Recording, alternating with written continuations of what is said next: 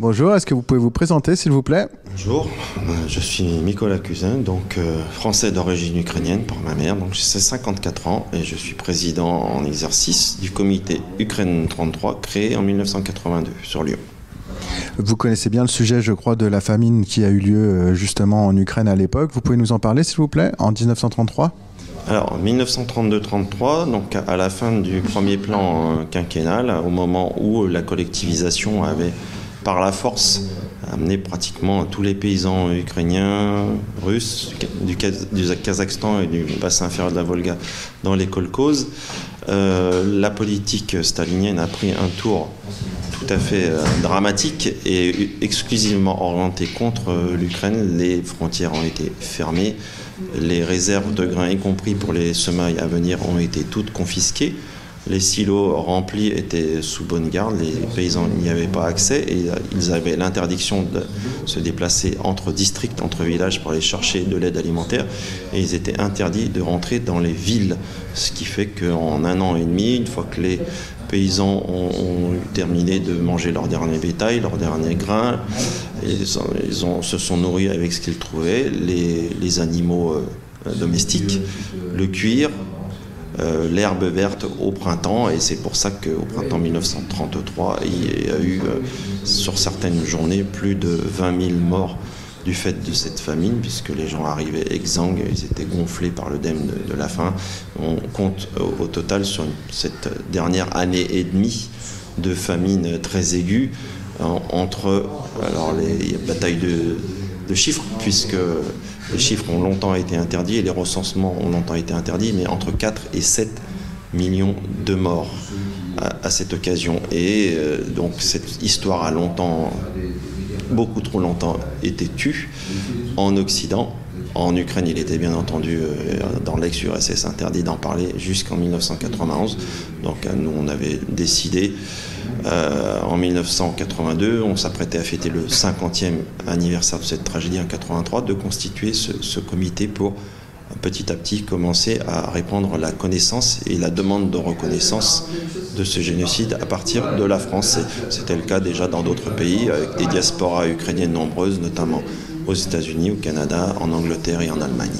D'autant que je crois que le maire de Lyon de l'époque s'était rendu sur place en Ukraine à l'époque. À l'époque, oui, Édouard Herriot, qui a été aussi longtemps président du Conseil des ministres, qui était à cette époque en tout cas une personnalité du bord radical, mais éminente de la politique française, s'est rendu donc en URSS et principalement en Ukraine fin août 1933. Il y est resté quelques jours. On sait par le détail des rapports qui ont été faits dans les journaux qu'il a été baladé d'un village à l'autre, dans des villages qui avaient été préparés à l'avance, bien sûr. On lui a montré des enfants souriants, bien nourris, des villages blanchis à la chaux, des industries qui tournaient à plein régime. C'est clair que l'intention des autorités politiques de l'époque, c'était d'établir un lien plus étroit avec cette Union soviétique dont on se méfiait, mais il y avait la pression exercée un peu plus près en Allemagne avec la montée du nazisme. Donc Édouard Herriot était en mission et il a tellement bien rempli sa mission qu'à son retour, il a cru bon de devoir dire qu'il n'avait vu absolument aucune famine en Ukraine. On sait très bien qu'il n'a pas pu ignorer complètement ce qui s'y passait, mais il a fait à cette époque-là un choix idéologique, et lorsqu'il est descendu du train à la gare des Brotteaux, il a dit écoutez, lorsqu'on me parle d'une famine en Ukraine, laissez-moi hausser les épaules. Et ce haussement d'épaules, en tout cas vis-à-vis de l'opinion française, a suffi à mettre sous l'étouffoir pendant des décennies l'histoire dramatique du génocide ukrainien. Tout à l'heure, vous parliez aussi de la situation des Tatars. Est-ce que vous pouvez revenir dessus? Alors oui, puisqu'il a été question de la Crimée, notamment, qui a été l'un des pivots de la crise de 2014, l'annexion de la Crimée par les petits bonshommes verts, qui étaient en fait des soldats russes qui venaient de partir des Jeux Olympiques de Sotchi. Alors les Tatars, la Crimée en elle-même, un peu comme l'Ukraine autour, a une histoire documentée d'environ 3000 ans. Il y a eu bien sûr beaucoup d'invasions, il y a eu des Sarmates, des Alains, des Roxolans. Vous avez à certaines époques, entre le 4e et 6e siècle après Jésus-Christ, vous aviez d'importantes colonies grecques, vous avez des établissements arméniens. Bref, ça a été un lieu de passage, et soit dit en passant, c'est aussi la fameuse Tauride dont on parle dans Jason et les Argonautes. Les Tatars se sont installés avec l'arrivée on peut le dire entre guillemets, les hordes mongoles au milieu du XIIIe siècle, qui ont accéléré la chute de l'empire kievien, et donc ils se sont installés sur cette péninsule et ils y ont mené une vie florissante jusqu'à ce que Potemkin, à la demande de Catherine II, commence à s'en occuper à la fin du XVIIIe siècle. Donc, les Russes n'ont commencé à être en réalité, en termes de population majoritaire en Crimée, qu'après la guerre de Crimée, après en grosso modo 1853-1854. Et lorsque la Crimée a été rattachée administrativement à l'Ukraine en 1954, contrairement à ce qu'on a pu dire, c'est pas à l'issue d'une soirée de beuverie ou parce qu'on aurait jeté des dés, ou voilà. C'était un rattachement administratif qui se justifiait principalement suite à la Seconde Guerre mondiale par les très grandes destructions qu'avait subi ce territoire. Il était bien entendu plus facile d'acheminer des matériaux de reconstruction et des ouvriers depuis l'Ukraine continentale. Les Tatars ont été déportés tout de suite après c'était presque la fin de la Seconde Guerre mondiale, en 1944, lorsque les Allemands ont été boutés hors de Crimée. Il y a eu un nettoyage ethnique. Il y a eu plusieurs centaines de milliers de Tatars qui ont été déportés principalement en Sibérie, et ces Tatars n'ont pu revenir en Crimée qu'après la chute de l'URSS à partir de la fin 1991. Dans le cadre juridique de l'Ukraine, au début des années 2000, la Crimée a acquis un statut de territoire autonome, et ils avaient bien entendu non seulement leur propre langue, leur culture, mais ils avaient aussi leur parlement autonome, la Medjilis, qui leur permettait de prendre des décisions adaptées à leur territoire. Donc les Tatars de Crimée vivent ils sont à nouveau dans une situation de alors destruction intellectuelle et culturelle, c'est sûr, mais il y a beaucoup de Tatars de Crimée qui ont été mis en détention, déportés en Russie. Il y a des exécutions aussi dans les rangs des hauts responsables tatars qui n'avaient pas pu partir en mars 2014 et se réfugier en Ukraine. Donc il y a la question de la guerre, de la tentative de destruction d'une culture, d'une nation par la Russie, et dans cette question-là, il y a aussi le sort que la Russie réserve funeste aux Tatars, et qui devrait aussi préoccuper la communauté internationale. Au niveau des reconnaissances justement de ces crimes, est-ce que vous pouvez revenir dessus ? Alors, on évoquait tout à l'heure la question de la famine, la grande famine, ce que Staline à l'époque qualifiait de simple disette causée par une désorganisation issue du premier plan quinquennal. Les faits ont été connus dès cette époque, puisque dans des journaux comme Le Matin, qui était connu en France, il y a eu des reportages dans le New York Times également, dans le Herald Tribune. Voilà. Il y a eu des reportages, mais il y avait dès cette époque-là aussi une guerre médiatique très intense entre certains correspondants comme Malcolm Muggeridge ou Gareth Jones, qui avaient pu se rendre clandestinement en Ukraine sur place, et puis des correspondants officiels à Moscou comme Walter Duranty, qui était à l'époque on va dire le porte-parole officiel. Il était citoyen américain, correspondant d'un média américain, mais c'était quasiment le porte-parole officiel de Staline. Telle enseigne que Staline a été déclaré 2 années de suite homme de l'année dans le Time. Et cette guerre médiatique a perduré, s'est interrompue avec l'épisode dramatique nouvelle violence, notamment en Ukraine, la Seconde Guerre mondiale, et la famine, le génocide s'est trouvé sous les touffoirs, en tout cas en Europe de l'Est, de l'autre côté du mur de séparation du pacte de Varsovie jusqu'à quasiment 1991. Fin des années 70, début des années 80, il y a eu de grands historiens, journalistes qui ont recommencé à en parler dans les diasporas importantes ukrainiennes qui se trouvaient aux États-Unis, au Canada, en France et en Angleterre. Mais il a fallu attendre le début des années 2000. Alors la première célébration officielle en Ukraine indépendante, c'était 1993. Vous aviez à cette époque-là des journalistes. On a rencontré donc Lydia et Volodymyr Maniak, qui avaient déjà commencé à travailler à la fin des années 80. Bon, à l'époque de la perestroïka, c'était un petit peu plus facile, même si on interdisait de parler de ce sujet autrement que comme une disette. Et tout s'est accéléré, il y a eu la reconnaissance par le Parlement ukrainien, bien sûr, au début des années 2000. Mais on a longtemps eu beaucoup de mal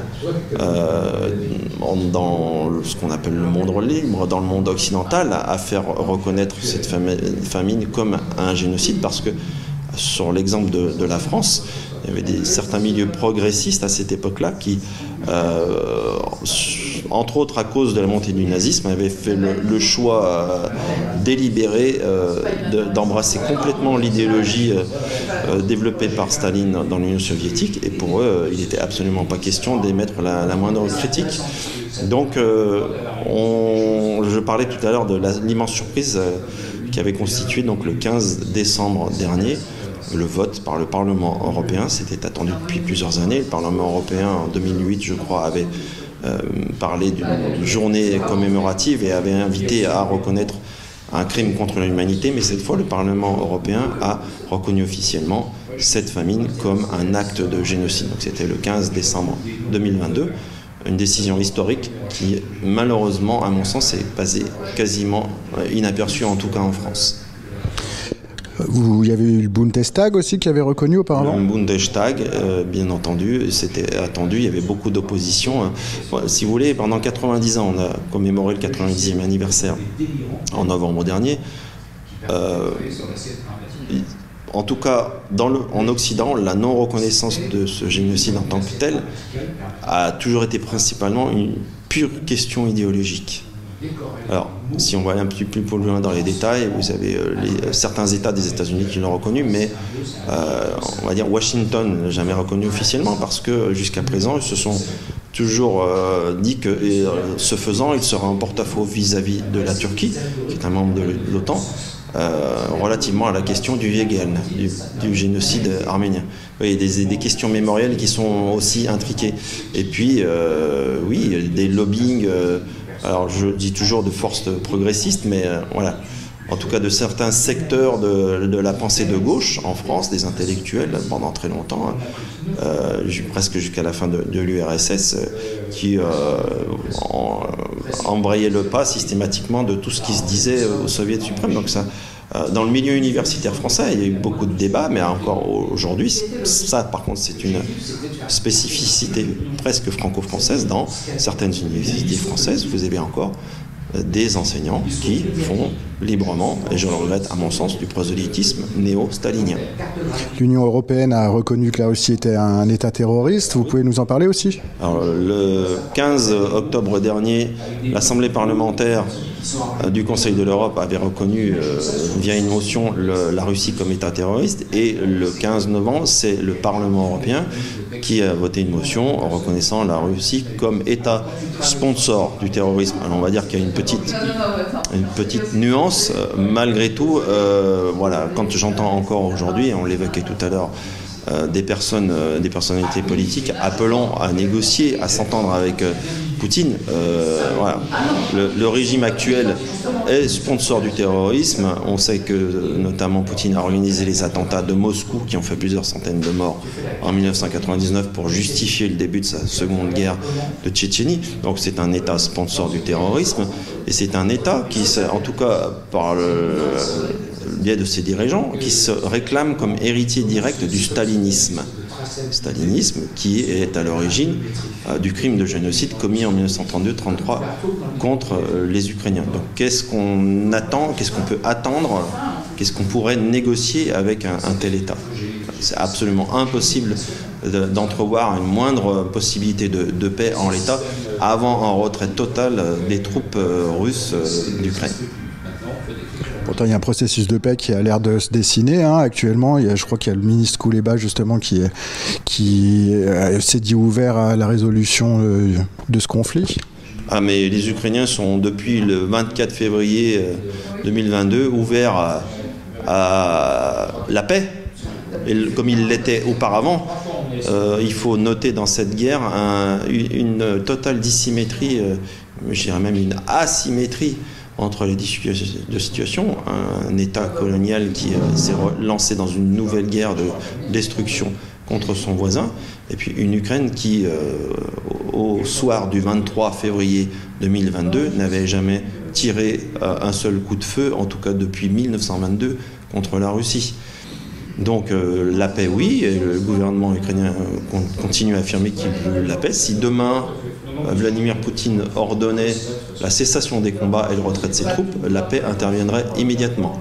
On sait très bien, compte tenu de l'idéologie développée par le pouvoir de Poutine, par son entourage et par la traduction ultra-violente de cette politique sur le terrain guerrier actuellement en Ukraine, on sait très bien que, encore aujourd'hui, Vladimir Poutine n'a pas renoncé ni à la totale soumission de l'Ukraine, ni à la totale destruction de la nature ukrainienne de ce pays. Donc la paix ne pourra pas intervenir, en tout cas avec des concessions territoriales et une sorte d'accord tacite qu'on obligerait l'Ukraine à avoir avec le gouvernement actuellement en place en Russie.